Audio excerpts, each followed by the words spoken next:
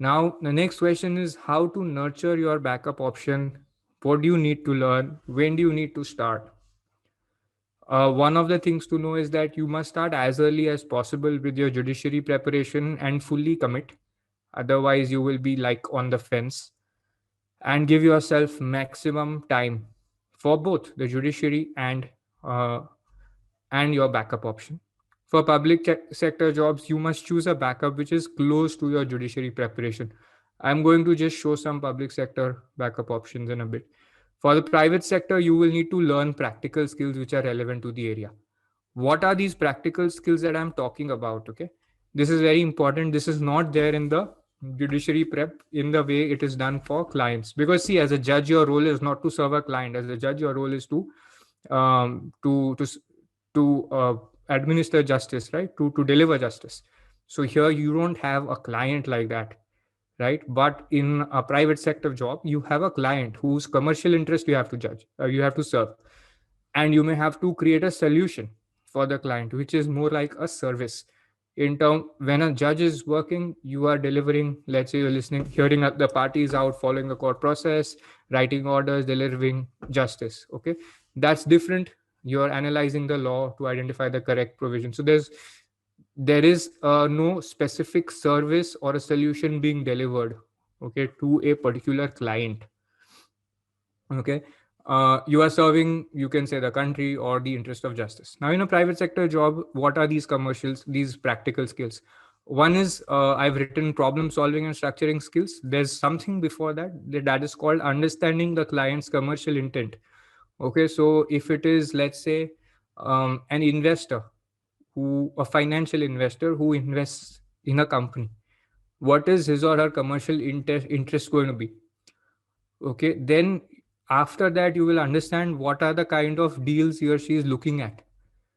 Okay, what kinds of issues they are not okay with, like when they are investing in a company, how do they go about the whole process? So there will be problem solving and structuring skills. If I am investing, if I'm a US based investor, I want to invest in India, should I invest directly from US? Should I come from uh, Singapore? Through, should I first invest in Singapore and then invest in India? And should I use that route? Which is the better one? Okay, how do I deal with tax issues? How do I ensure that my foreign management gets paid the amount, uh, gets paid the salaries and the profits? What are the best ways to do that? So this, if you want to do that, this is a commercial problem you're solving, and you will use a structure of a transaction. Like you will draw a diagram, you draw a flowchart, and see from where to where the money goes, how things happen. So it's very different from analyzing a statute alone. You analyze the statute to the relevant part, but then you will actually see the problem materialize. It's like a little bit of a game of chess kind of thing. Then you will need to look at, okay, when I am doing this, when I'm executing this structure, there will be a compliance angle.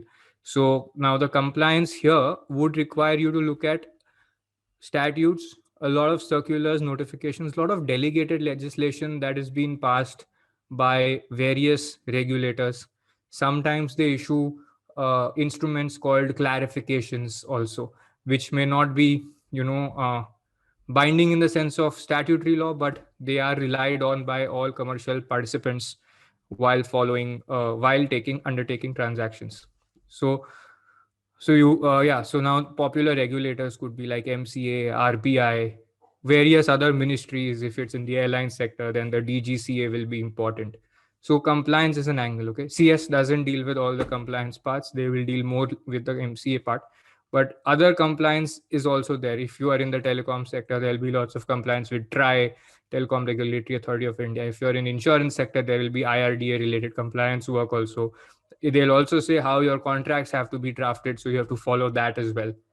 Like there's an interesting thing in IRDA in insurance contracts, which those of you studying contract law will find it interesting, that when you get an insurance policy, a lot of the times what the insurer will do is they'll take the premium, and after that they will send you the policy. But the IRDA gives you 30-day period to cancel the policy, in which case the policy gets cancelled and the premium is refunded. Okay, so that's a very unique way. Like after the contract has been agreed upon, the regulator says that 30 days are given so that the customer can understand the risks and cancel and back out if he needs to. Then there is drafting work. So as a judge, you're doing more of the judgment writing work, and you're looking at procedurally whether the submissions of the parties are in order, and then evaluating the substantive arguments. But in a private sector work, you're going to look at drafting various kinds of commercial contracts. And if you look at litigators um, or judges also, they would have not usually gone into the commercials of the deal unless it comes into picture in a matter and it is explained by the briefing firm or by the client. Okay, but as a commercial lawyer, you will need to know the economics of the transaction well. You don't have to learn economics as a subject. You have to learn who basically makes the money, how they make the money, who delivers the service, what are the interests of each party in question. Then you will also draft various kinds of notices. There are legal notices, there are takedown notices, cease and desist notices.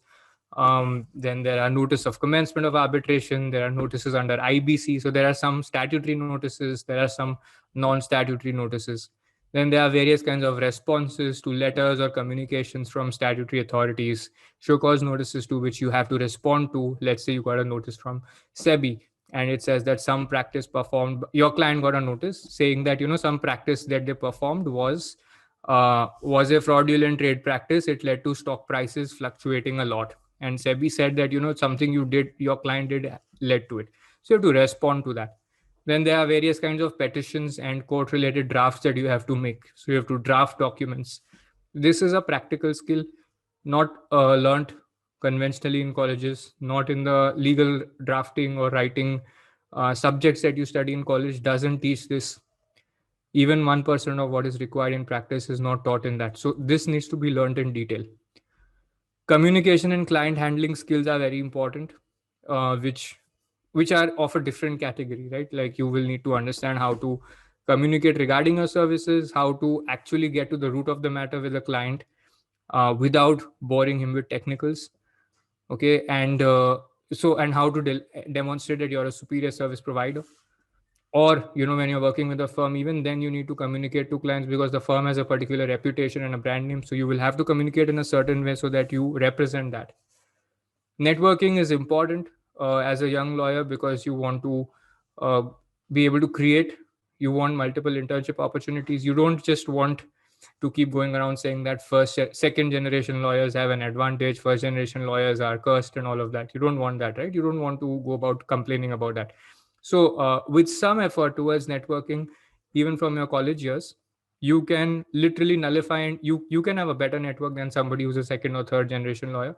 You can have more access to opportunities, and you can actually create more than one job for yourself if you're good with this. And this is learnable. Okay, we teach our students how to do this, and we've seen success from them. So it's not something that you can't learn.